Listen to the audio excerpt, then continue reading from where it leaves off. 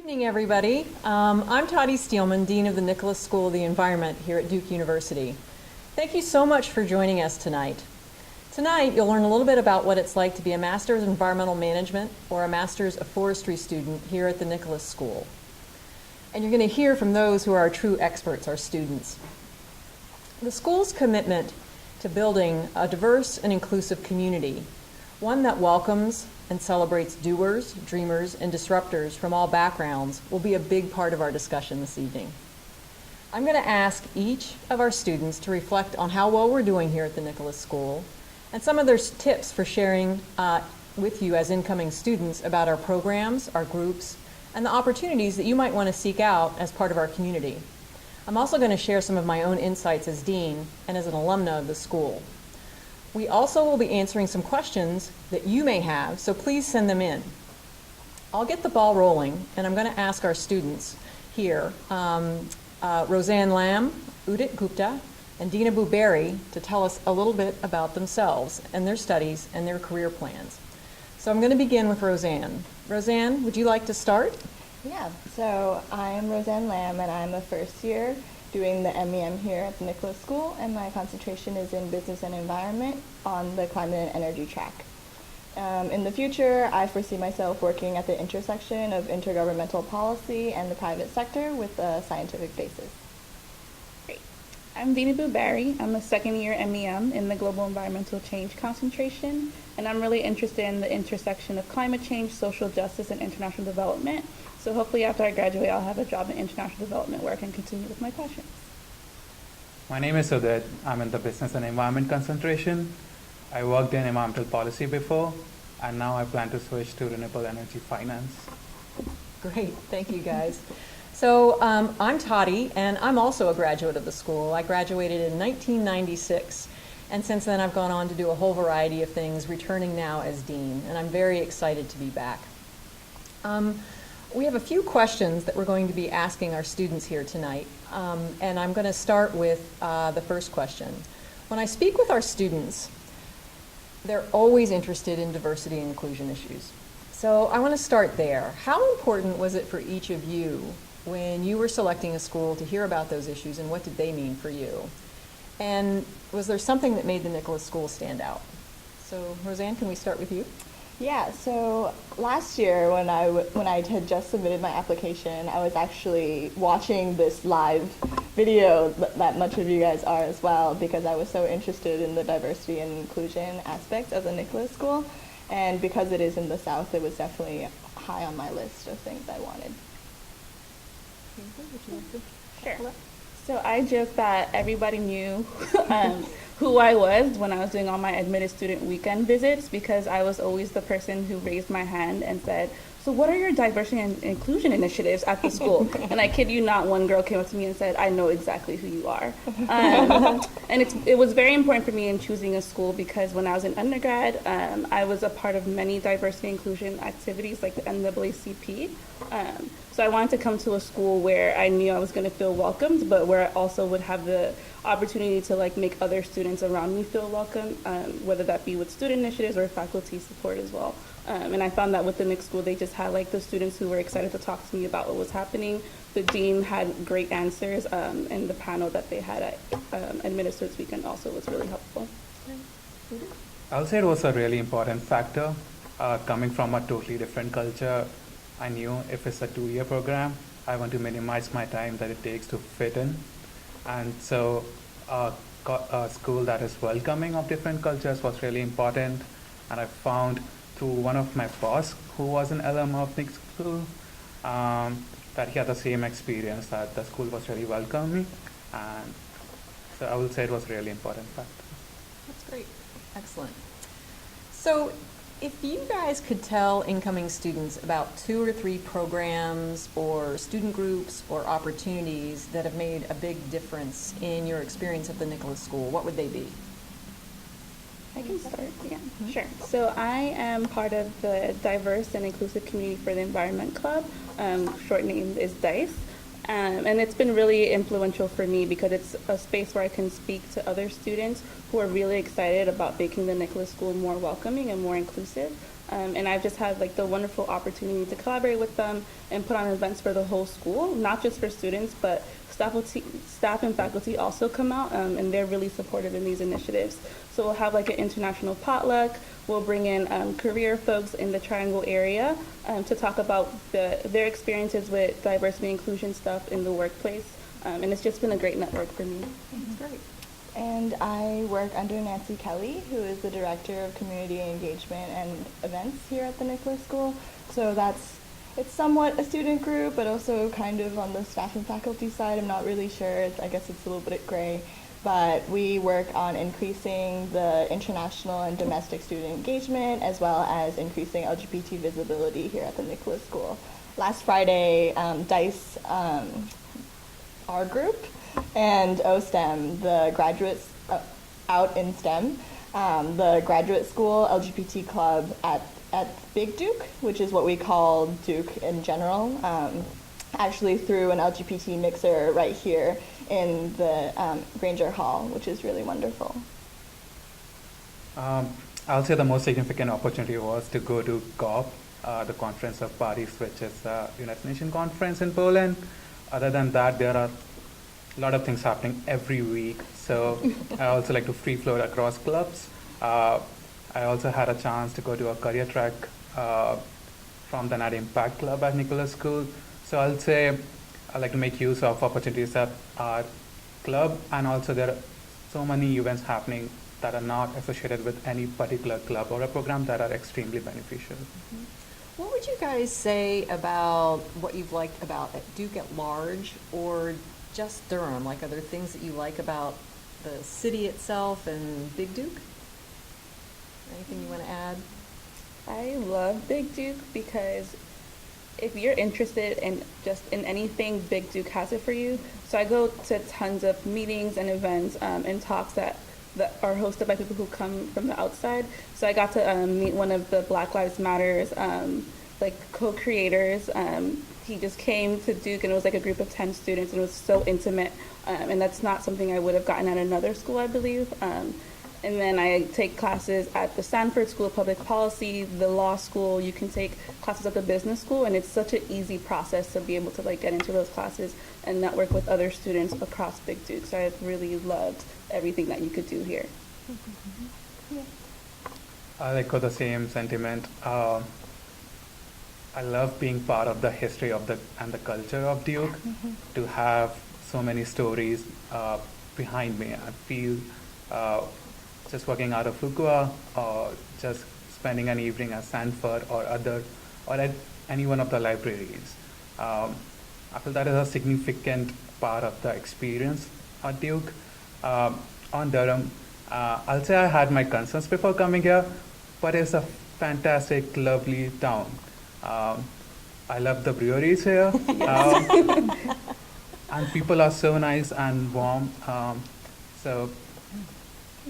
And we have great food in Durham. Actually, we are the foodiest city in the South, according to several magazines, which is very exciting. So eating around here is fun, even though it is a smaller city. And I'll chime back in and say Duke basketball is amazing. Oh, yes. So that's like a huge hit. Excellent. So, sort of turning to a diversity and inclusion question, what does diversity and inclusion mean to you guys, especially in the context of the environmental field? I'm from India, so I feel when I come to Nicholas School and have the privilege of studying here, world-class education, I feel I am also carrying some amount of burden of 1,000 or 1,000,000 people who could not be here, but who are impacted by the effect of environmental degradation or climate change. So the ability to include those voices in a classroom discussion on business strategy is really important. And I found the faculty members here were welcoming of that, to have different opinion from each one of us, to have our stories represented in the classroom discussion. As a queer woman of color, I think the environmental field is still very much white male dominated, and it means a lot to me to have more representation in the STEM field across all different kinds of identifications. Mm-hmm. Yeah, I mean, I don't know if I can add anything else to that, because for me, it's like bringing those perspectives in to the people who are not represented in the environmental space, right? So having like women of color represented, people who live in other countries who are like the most impacted by climate change and energy issues. So just bringing all that together and like being able to discuss it in the classroom, and people leaving having understood that these issues are also a part of your job is what D&I means to me when we talk about the environmental field. That's fantastic. And I'll just add a little piece here, which is, I've kind of maintained that I think that we're going to be a stronger community. If we're more diverse, we're going to be better scientists, we're going to be better managers, we're going to be better practitioners, because we're going to be more representative of all those complex perspectives that make up human society. And it just makes me so happy to have you guys here today being able to speak to those aspects, because that is the future of what we need to be in the Nicholas School, and you're helping us achieve that. So I want to thank you guys for that in particular. Last question here. How have the activities or groups or opportunities you've participated in here at the Nicholas School enhanced your leadership and management skills? Are you getting what you want out of this program? I'll say till now the program has exceeded my expectations. I came here to get academic experience that will include different aspects of environment, not just the science and engineering background that I had earlier. So I've definitely been able to increase my areas and perspectives in strategy and finance. On the cultural side, I'll say I didn't know what to expect, to be honest, but as I said earlier, so many events, so much going on every day. And on the social side, every day in the corridor, every day coming up and down on the stairs, I meet people and I can see the warmth. You can feel the warmth, even people who I haven't met yet, who might be in the second year, but I haven't met. But there's still this the particular kind of warmth in the building that I feel is special. I mean, I've learned so much in the classroom. I said earlier I'm a first year, so I've only been here a semester, but even through the semester I learned a lot in classes, but also just talking to my peers, where everyone around me is very passionate about the environment and just love exactly what they do, because this is a professional degree. Talking to everyone around me has been wonderful, and I've honestly learned so much about myself as well as the environmental field. And I really appreciate the practical skills that I get out of the classes here at the Nicholas School. A lot of the classes are team-based, so you work on a lot of group projects, and the things that you're submitting to your professors are hardcore, well-developed plans. Like I worked on a transportation plan for Nigeria, Lagos specifically, for their 2030 strategy to reduce emissions from their transportation sector. And that was the most challenging yet the most rewarding project I have worked on at the Nicholas School. And it really speaks to the fact that in my 1.5 years being here, I was prepared to do that. And I feel so much more confident applying to jobs and speaking with interviewers because of that. Like I have the Excel skills, I have the people skills, so I'm very appreciative of the education that we get here, especially in the classroom. That's great. Excellent. So I think we have some time to take a few questions from our viewers. So the first question we have here, is there any support for finding on or off-campus housing for families? So yes, we have a few different things that we can do to help families find housing. So we have something called NIC Partners, grad parents. So that's I think, host parents that we have, and we have a listserv basically for folks who are willing to sort of help folks out. We have a Duke off-campus housing guide that can help folks basically find housing off campus. There is a graduate student family affair, so the Nicholas School is not the only school that will have families basically or their partners trying to find housing. So there are other places. The graduate school can also help with some of those things. And then we have a graduate and professional school student council that has established a community pantry for students in need. So there's some support basically when we have some, I think, food challenges out there for folks. Another question is, perspectives on environmental issues run a wide spectrum. How does the Nicholas School incorporate a diversity of perspectives into classroom discussion? I think that's a good question for you guys, since you're the ones who are in the classrooms. Yeah, I think a lot of it comes from student participation. So the people who come to the Nicholas School come from a diversity of backgrounds. When it's like, whether it's work experience, what they studied in undergrad. So it's those classroom discussions that really help you bring in those different perspectives, so that you're just not focusing your mind. Like, I'm a hardcore education reform person. So learning from somebody who's worked in energy, who's worked on climate policy, has been quite instrumental in just opening my mind to like the different facets of environmental management. I'll add to that. I feel the faculty goes an extra step in creating an atmosphere where people from different culture can feel confident in contributing their perspectives. So often people, like myself, we come from an education where that is not the prime center in education, sharing of perspectives and people speaking up in the class. But I felt that there was no fear of judgment to speak up and be wrong. That is totally okay. And that is welcomed. And I felt once there is no barrier to that, which faculty members go the extra mile to say, to indicate that, and then people from different perspectives with different work experience, as you said, can share their lessons. I think that covers it. You guys did really well. I don't know what else I could add. So another question is, what is it like to go to school in Durham? What's North Carolina like? What's the South like? Sure. So I'm not gonna lie, I was really nervous about applying to a school in the South. I am from New York City, and the South is something that we look at like no. But I have found that Durham is like a bubble. You have Durham, Raleigh, and Chapel Hill, which house like tons of schools. So what that means is it's kind of a bubble. You have graduate students, you have undergrads, you have professionals. So it's really welcoming. And then you have folks who are actually from North Carolina. And I really enjoyed it because when you go out, people are super friendly. It's easy to have conversations because you can connect really easily. And if you want to talk about North Carolina, it's really interesting to be in North Carolina. It's very different from the rest of Durham, I would say. There are a lot more controversial things that happen in the state, and it's like really interesting to be here to understand how like the state legislature works and how you fit into like molding North Carolina depending on like what you believe. So.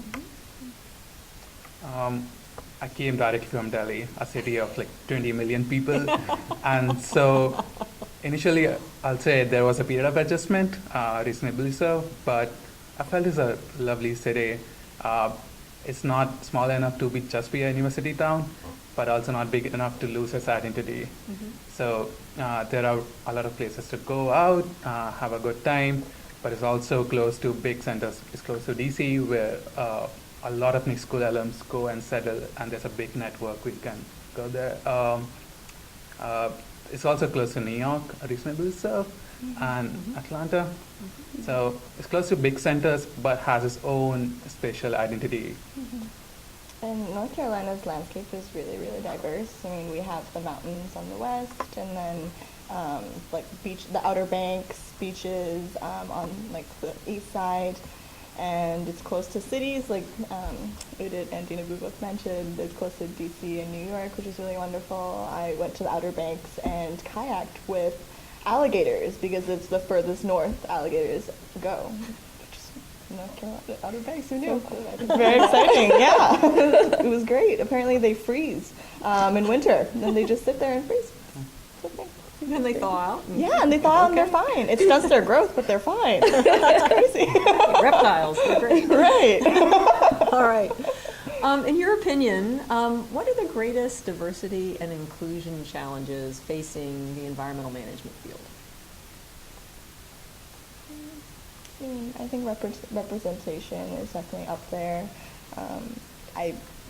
Within the Nicholas School, I am working on increasing LGBT visibility, which I think needs to be higher up on the list of priorities, but we're working on it, and it's not that, I think everyone at the Nicholas School is welcoming and inclusive, but it's just that extra visibility, just that little touch that would help, I think. I'll add that the people who are impacted the most generally don't have the privilege to study environmental management or environmental science in general. So to make those bridges and fill those gaps is a big challenge for all of us. I think there's a culture shift that needs to happen, but not just in the environmental management field itself. So I think just diversity and inclusion issues overall, generally, like across the United States especially, there's a lot of hard work that needs to be done, and we haven't figured it out yet, right? So I think that's probably the biggest problem. Like we all really want it, but we don't know how to get there yet. So it's like taking those small steps to figure it out. Yeah, absolutely. And, I think speaking, as the leader of the school, big priorities for us, but I would agree, we haven't figured it out yet. But I'm excited to have folks like you around a table to help us figure this out and to know that we can work on it together. From my perspective, our biggest challenge is the pipeline. Like, how do we get more people that represent the diversity of the world into that pipeline? Because then they become the professionals and they become the next generation of professors. And then if we have more professors that are, more diverse, we're going to attract an even larger student body that's more diverse, right? People want to study with people who understand their own experiences and represent those perspectives. And so I think it's exciting to be part of that at this time. We've got a long way to go, but I think we're all really committed to it, and it's exciting to be part of that, at least. So the next question is, how is the Nicholas School actively developing professionals to address those challenges? So that's a good question. How are we doing in the school to tackle these things? I think the Nicholas School is really good in just like allowing students and faculty and staff to like step up to these issues. So we have a group called the Actionators, which is a group of faculty and staff who work on diversity and inclusion issues here at the Nicholas School. So they get together and they try to figure out like who are different professionals we can bring in to talk about these issues, who are different alum that we can bring in to talk to our students, what are different workshops we can have. For instance, at the beginning of this year, we had a Theater Delta workshop, and it wasn't just one workshop where they came in and spoke about the issues, but they had two different ones showing the dedication, right? Like, we're going to introduce these issues, but then we're going to workshop it. We're going to leave with like a tool set for y'all to be able to like work on these issues and have the conversations, even though it's really difficult and can make you very uncomfortable. But the Nicholas School allows you to be uncomfortable, which I think is really important. I'll add that a big part of the challenge in developing countries is that the countries need some systemic overhaul. So that means that when we go back to these developing countries, we have to work with stakeholders that do not agree with our point of view, or who respond to a different set of incentives, or who hear a different set of vocabulary. Nicholas School does a fantastic job in spreading out what are the big challenges and what are the big stakeholders that you will engage with, and how can we get them to the table, how can we arrive at a consensus. So those soft skills as well as those general managerial skills are really important. Nicholas School has a lot of focus on that. That said, I felt I could always tailor my experience to what I expected. So if I wanted to specialize in very particular field, I had the freedom to do that. So the ability to tailor your experience with respect to your future goals is really important, and Nicholas School has that freedom. Great. That's all. I don't have All anything. right. Great. Does the Nicholas School engage with the local community, and if so, how? Have you guys been involved in sort of local community activities in different ways? I know of some. I mentioned before I did the environmental law and policy clinic, and that's between the Nicholas School and the law school, where I don't know if y'all are familiar with clinics, but it's part of the law school, and it's for law students to get practical experience working with different clients.